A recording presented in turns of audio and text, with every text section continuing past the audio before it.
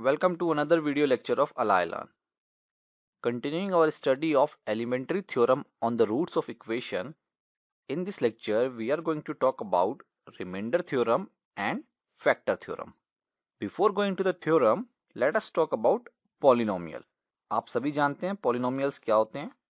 x की powers के अंदर कुछ फंक्शन को डिफाइन किया जाता है जिसको हम पॉलिनोमियल बोलते हैं. पॉली का मतलब होता है बहुत सारी, मैनी. नोमियल का मतलब होता है टर्म्स, जिसके अंदर बहुत सारी टर्म्स हो उसको हम पॉलिनोमियल बोलते हैं. So let us quickly see its definition.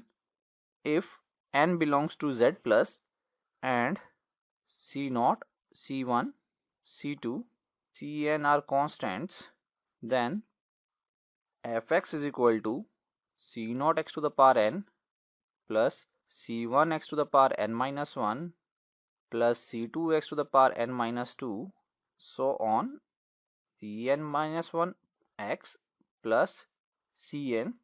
This is called a polynomial in x of degree n.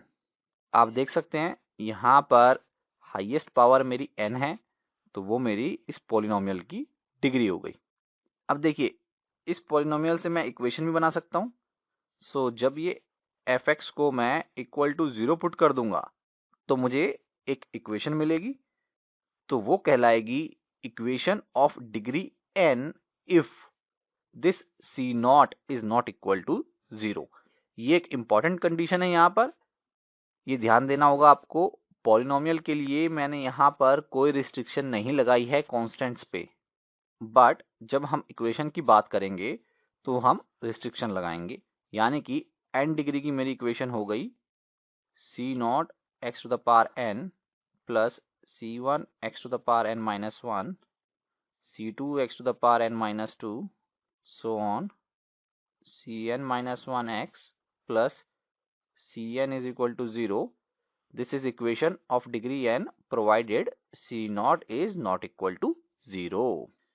और देखिए, polynomial in x of degree n, इस fx को हम integral rational function of x of degree n भी बोलते हैं. This is also known as integral rational function of x of degree n. तो ये सब तो हम देख चुके हैं. अगर हम n की वैल्यू को 2 पुट करेंगे तो हमें क्वाड्रेटिक इक्वेशन मिलेगी. n की वैल्यू को 1 रखते हैं तो हमें क्या मिलेगा, कुछ इस टाइप से मिल जाएगा, c0 x plus c1 is equal to 0. This is a linear equation. ऐसे ही अगर मैं n की वैल्यू को 2 रखता हूं तो क्या मिलेगा, c0 x plus x square c1 x plus c2 is equal to 0. This is a quadratic equation. n की वैल्यू 3 रखेंगे तो आपको एक क्यूबिक इक्वेशन मिल जाएगी. n की वैल्यू 4 रखेंगे तो एक क्वाड्रेटिक इक्वेशन मिलेगी. सो ये सब इक्वेशंस आप खुद लिख सकते हैं.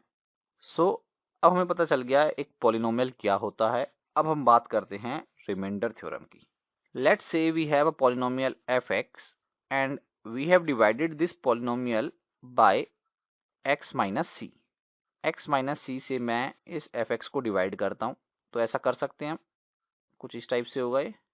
भाई fx की डिग्री कुछ तो होगी, या तो 1 होगी, 2 होगी, 3 होगी. fx is not a constant, तो वो एक पॉलिनोमियल है इन x और कांस्टेंट नहीं है, तो उसकी कोई डिग्री होगी जो कि 1 हो सकती है या 1 से ज़्यादा हो सकती है. तो ये डिवीजन पॉसिबल है.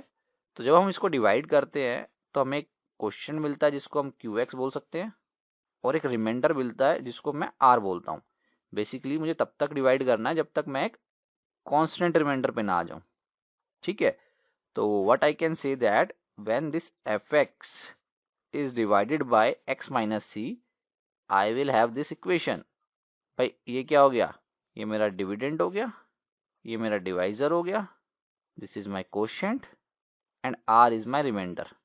अब देखिए रिमाइंडर थ्योरम क्या बोलती है कि जब भी आप किसी पॉलिनोमियल fx को x माइनस सी से डिवाइड करेंगे तो जो रिमाइंडर आएगा वो मेरा fc के इक्वल होगा. यानी कि इस पॉलिनोमियल की वैल्यू एट c उसके इक्वल होगा मेरा रिमाइंडर. अब आपके मन में सवाल आ रहा होगा ऐसा क्यों होगा भाई, ये तो देखने से कहीं से लग नहीं रहा कि fc के इक्वल होगा, मगर इसका आंसर यहीं पर छिपा है. देखिए, इस इक्वेशन से ही हम इसका आंसर निकाल सकते हैं। Let's put x is equal to c in this equation. So we will have fc is equal to c minus c qc plus r. c minus c मेरा 0 हो जाएगा, so 0 into qc is also 0. So we can see that fc is equal to r, और r क्या था, मेरा reminder था, तो जो रिमाइंडर आएगा वो मेरा फंक्शन की c पे वैल्यू के इक्वल आएगा। This is what the remainder theorem says. If a polynomial fx is divided by x minus c until a remainder independent of x is obtained, मतलब independent of x का मतलब एक constant remainder ना आ जाए जब तक अगर आप divide करेंगे, so this remainder will be equal to the value of function at c. If a polynomial fx is divided by x minus c until a remainder independent of x is obtained, then this remainder is equal to the value of function at c. So this is the remainder theorem. अब देखिए यहीं से हमें एक और theorem मिल जाती है। अगर मेरा रिमाइंडर 0 है तो ये इक्वेशन क्या हो जाएगी? Let's say if r is equal to 0, then this division is exact, then this division is exact. exact कहने का क्या मतलब हुआ? बेसिकली fx मेरा क्या आ गया? x minus c into q x, r तो 0 है, तो इसका मतलब इसने इसको कंप्लीटली डिवाइड कर दिया x माइनस सी ने। तो इसका मतलब क्या हुआ?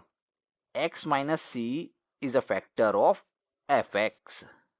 So this implies x minus c is a factor of fx, या फिर इसे अदर वर्ड्स में भी हम बोल सकते हैं fx has a factor x minus c, और इसको हम बोलते हैं factor theorem.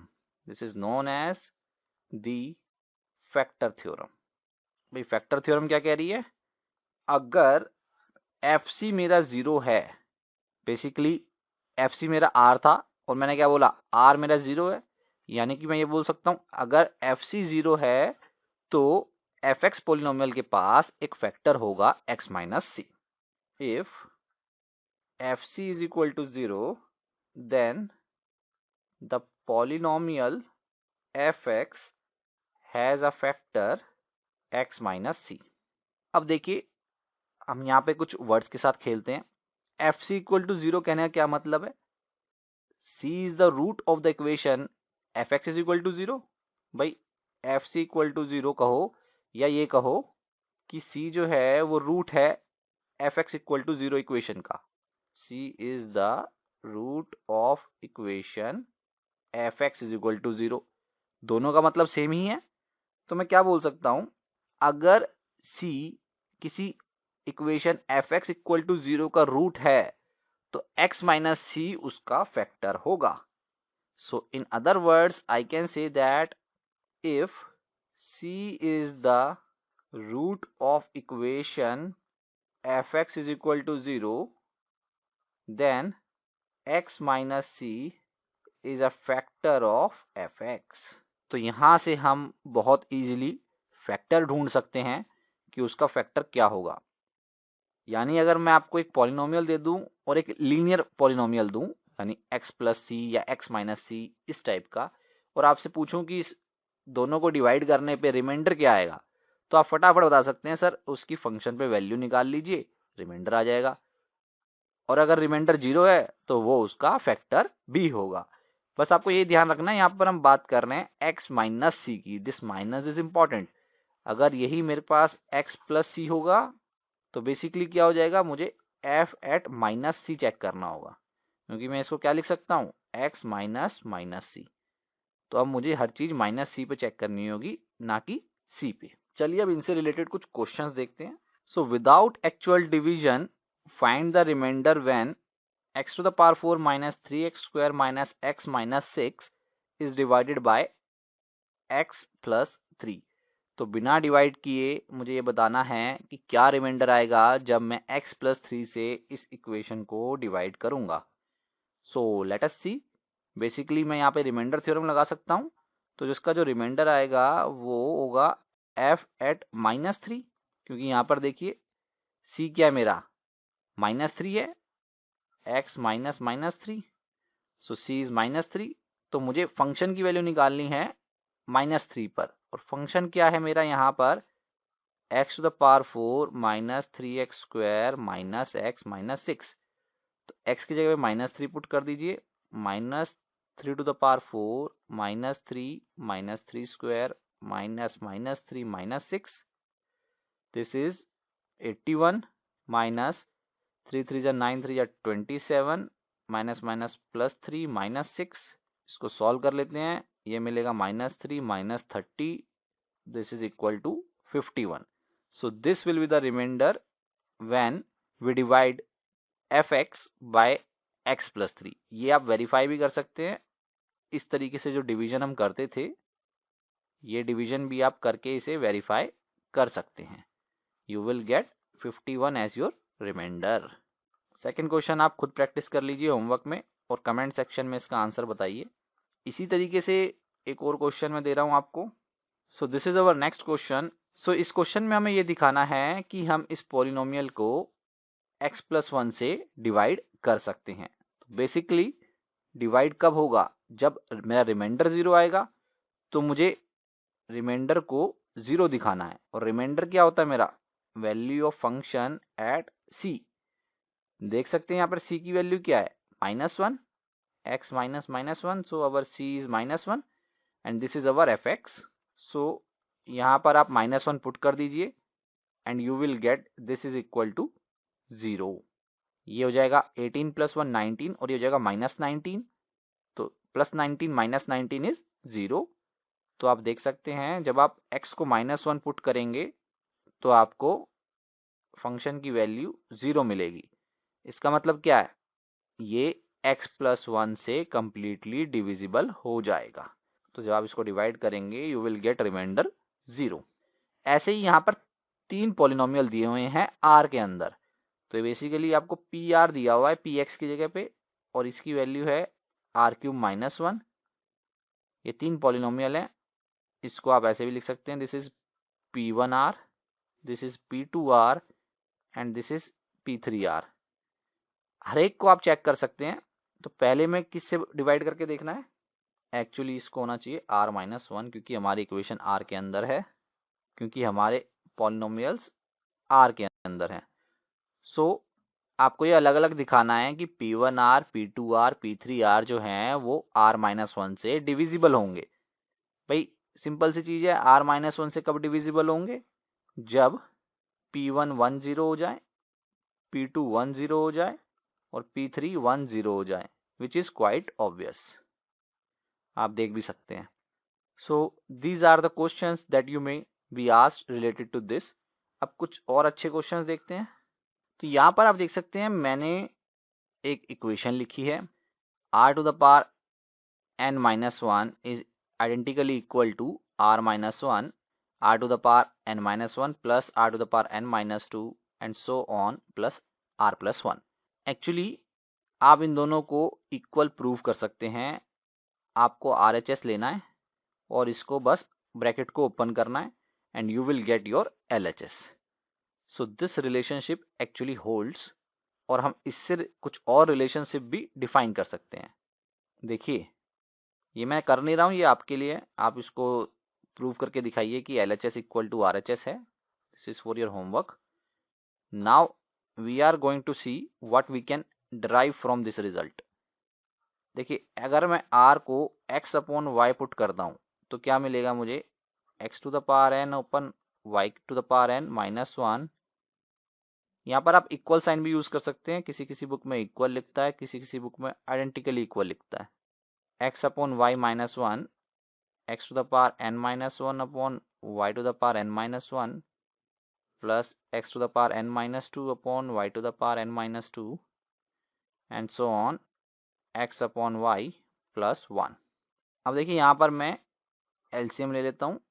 So we will have this is equal to what, x minus y over y। यहाँ पर भी LCM ले लीजिए, तो आएगा LCM मेरा y⁻n -1। तो ये तो एज इट इज रहेगा।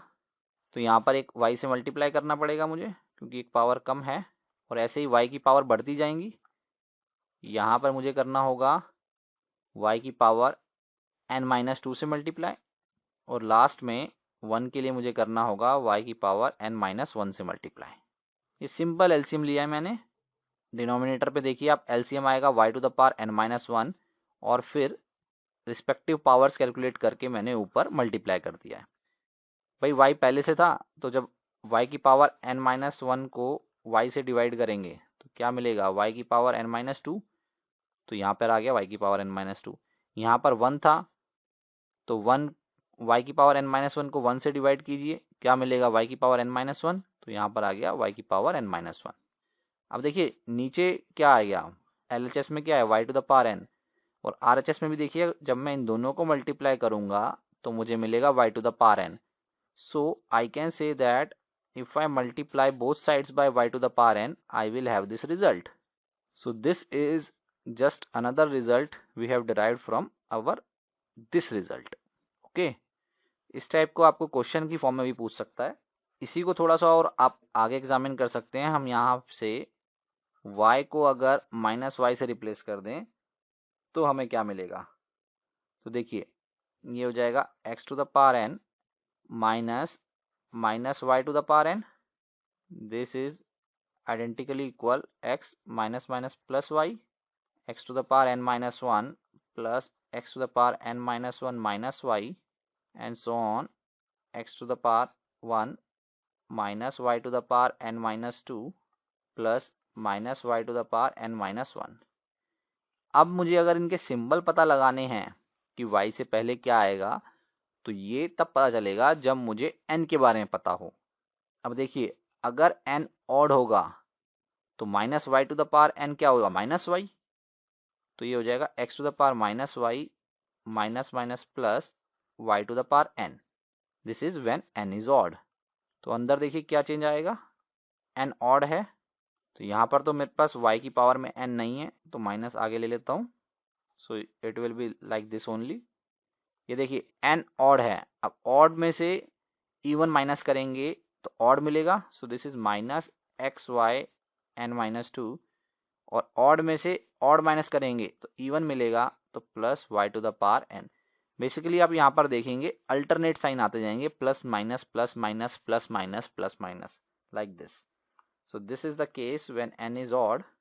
और जब n इवन होगा तो देखिए क्या होगा, minus y to the power n, ये क्या हो जाएगा मेरा y to the power n के इक्वल हो जाएगा क्योंकि n इवन है। So this is minus y to the power n is identically equal to, ये दो टर्म्स तो मेरी सेम ही रहने वाली हैं। अब यहाँ पर देखिए n मेरा इवन है, इवन माइनस इवन इवन होता है, तो ये मिलेगा मुझे plus x y to the power n-2 plus even minus 1 odd हो जाएगा, so we will have minus y to the power n-1। This is when n is even. तो आप कुछ इस टाइप से और भी रिजल्ट ढूंढ सकते हैं और भी चीजें बना सकते हैं with the help of these theorems. Also friends, we can derive the formula of sum of n terms of an GP with the help of this formula. उसका मैं आपको हिंट देता हूँ, आप खुद ट्राई कीजिएगा। Let's say we have this AR square, AR to the power n-1। ये मेरे पास n टर्म्स हैं और ये ज्योमेट्रिक प्रोग्रेशन के अंदर हैं with the common ratio r which is not equal to 1, क्योंकि r 1 होंगी तो सारी टर्म्स इक्वल ही हो जाएंगी, तो उस पर बात करने का कोई पॉइंट नहीं है। तो this is a GP and we need to find the sum of this n terms, यानी कि मुझे ये निकालना है। This is a question for you. With the help of this you can find out this. आप a को common ले लीजिए तो अंदर मिलेगा आपको 1 plus r square and r to the power n-1। अब ये देखिए ये टर्म और ये टर्म दोनों सेम है, और ये टर्म क्या है, r to the power n-1 upon r, वह ये उधर भी जा सकता है, ये बेसिकली इक्वल ही है। तो ये क्या हो जाएगा, a r to the power n-1 over r-1। ये फॉर्मूला आपको याद होगा, sum to n term of GP, वहां पर हम इसको यूज करते थे। दिस इज एक्चुअली डिराइव्ड और can be derived from this result. बहुत ही यूजफुल रिजल्ट है, आप इसे बार बार बहुत जगह पे यूज करेंगे। कई बार इसको कॉम्पिटिटिव एग्जाम में भी अप्लाई कर सकते हैं कुछ क्वेश्चंस को सॉल्व करने के लिए। तो देखने में ही आपको लग रहा होगा हम क्या पढ़ रहे हैं, सिंपल सी चीज है और इसका क्या यूज है, लेकिन दिस फॉर्मूला और this result is very very useful in solving various types of questions. और आपने देखा हमने कैसे sum of n terms of GP भी इससे निकाला। तो फ्रेंड्स, इस लेक्चर में इतना ही। होपफुली ये लेक्चर आपके लिए यूजफुल हो, आप इससे कुछ सीख पाएं। Thank you for watching.